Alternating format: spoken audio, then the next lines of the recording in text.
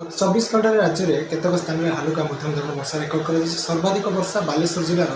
बाहानागा 20 millimetre record कर बेले बौद्धर Kantamal पाखापाखि 18 millimetre record कर आम सर्वोच्च दिन तापमात्रा नयगढ़ में 37 डिग्री सेल्सियस रेकर्ड कर सहित केतक स्थान में आम 36 डिग्री कि अधिक तापमात्रा रेकर्ड होती भुवनेश्वर गतकाली तापमात्रा 35.7 डिग्री सेल्सियस रेकर्ड होता बेले कटक में पाखापाखि 34.6 डिग्री सेल्सियस रेकर्ड कर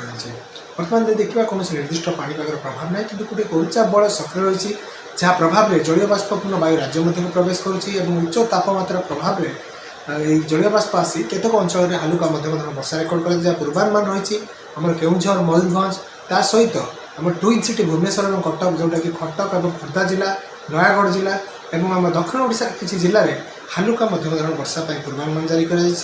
आगामी 4 दिन पर्यंत राज्य में यहीपरि वर्षा लगी दिन तापमात्रा दिन और राति तापमात्रा विशेष परिवर्तन होबार संभावना ना किंतु परवर्ती समय जोटा कि आम पाखापाखि 11 तारीख पर दिन तापमात्रा 2 ରୁ 3 डिग्री जाए वृद्धि होबार संभावना रही आज दिन तमाम जोटा कि भुवनेश्वर मेघुआ आकाश सहित मझे मझे हालुका वर्षा मझे अनुभूत होती।